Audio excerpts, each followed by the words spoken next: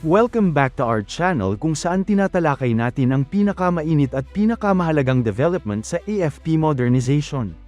Sa pagkakataong ito, pag-uusapan natin ang dalawang magkaibang balita na parehong may malaking epekto sa kakayahan ng Philippine Air Force, pero may iisang sentrong tanong, gaano kabilis nating makukuha ang kakayahan na kailangan natin? Una, ang usapin ng Gripen. Hindi kung gaano ito kaganda, kundi kung gaano nakahaba ang pila at kung gaano katagal bago ito ma-deliver.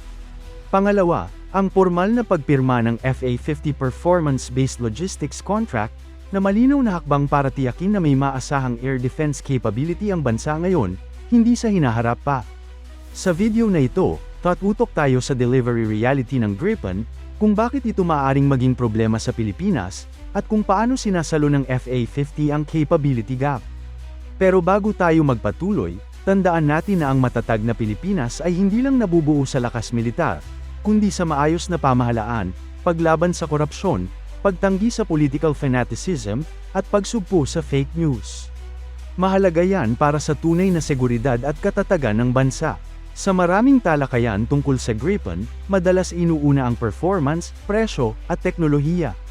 Pero may isang aspeto na madalas na natatabunan, oras ng paghihintay. Sa kasalukuyan, ang Gripen E-F ay may limitadong production capacity. At habang dumarami ang kumpirmado at potensyal na customer, mas humahaba ang pila sa production line.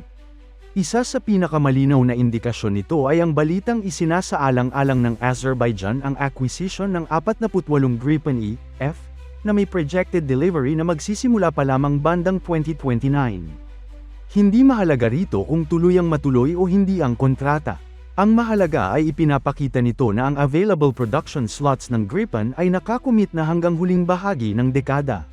Sa defense procurement, ang lead time ay kasing halaga ng performance.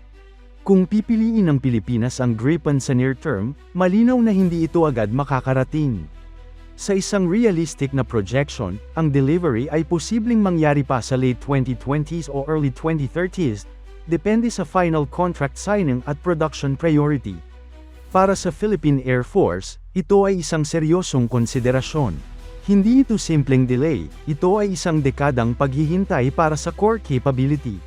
Sa ganitong sitwasyon, kailangang itanong, kaya bang maghintay ng Pilipinas ng ganoon katagal? Ang Pilipinas ay kasalukuyang nasa yugto ng air power rebuilding. Hindi pa ganap na naibabalik ang kakayahan na nawala noong na-retire ang lumang fighter fleet. Ibig sabihin, bawat taon na walang full multi-role fighter ay isang taon na may limitadong deterrence at air defense depth.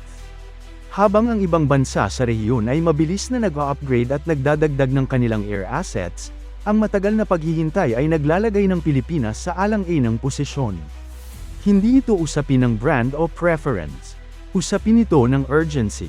Sa puntong ito, mahalagang linawin ng isang madalas nakakaligtaan sa usapan tungkol sa modern fighter acquisition, ang epekto ng delivery delay sa actual deterrence. Sa defense planning, ang kakayahan na darating pagkalipas ng 8 hanggang 10 taon ay halos hindi na maituturing na near-term solution. Ito ay nagiging theoretical capability, maganda sa plano, pero wala pa sa runway, wala pa sa radar coverage, at wala pa sa aktwal na operational picture. Habang naghihintay ang isang bansa ng bagong fighter aircraft, hindi tumitigil ang galaw ng regional security environment. Ang teknolohiya ay patuloy na umuusad, ang threat landscape ay nagbabago, at ang strategic balance ay patuloy na nag-a-adjust.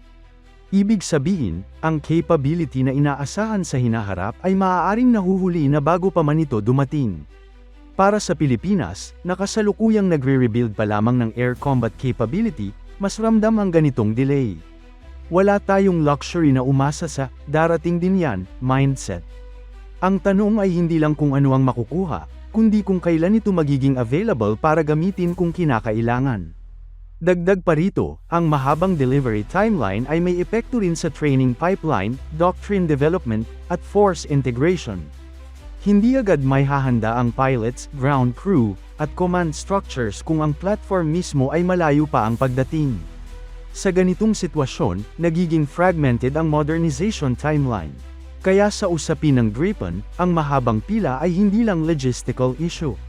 Ito ay strategic constraint na kailangang timbangin laban sa agarang pangangailangan ng bansa sa credible air defense. Sa papel, akma ang Gripen sa pangangailangan ng PAF. Ito ay mas mura i-operate kumpara sa mas mabibigat na fighters, hindi masyadong demanding sa infrastructure, at may modernong sensors at weapons compatibility. Pero sa realidad ng production queue, nagbabago ang timbang ng benepisyo. Ang isang aircraft na darating pagkalipas ng 10 taon ay may ibang strategic value kumpara sa aircraft na darating sa loob ng 3 o 4 na taon, even kung mas advanced ito sa papel.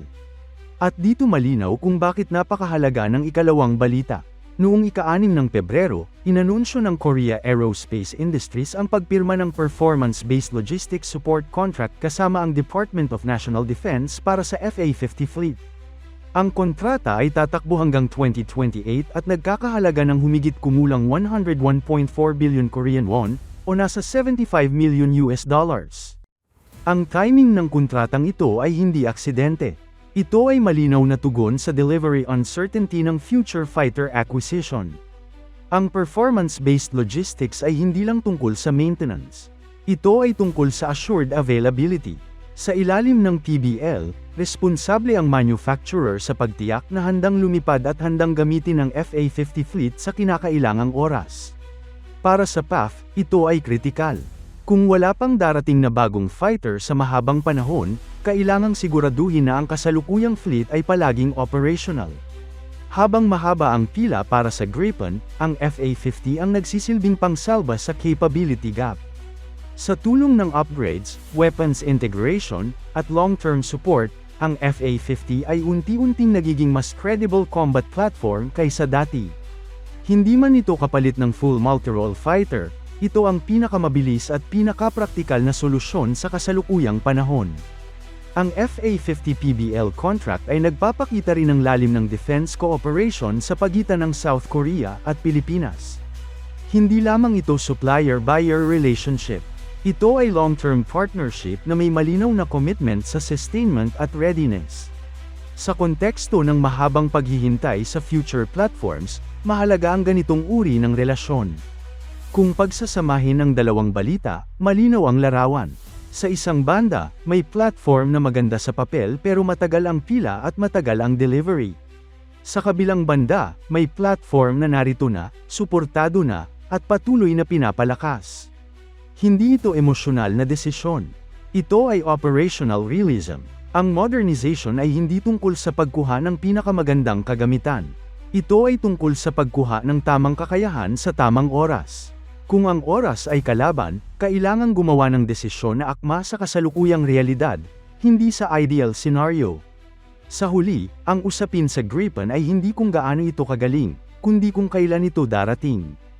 At habang mahaba pa ang pila at mahaba pa ang hintayan, malinaw kung bakit inuuna ng Philippine Air Force ang pagpapatatag ng kasalukuyang kakayahan nito sa pamamagitan ng FA-50. Sa kasalukuyang regional security environment, ang oras ay isang strategic asset, at hindi ito maaaring sayangin.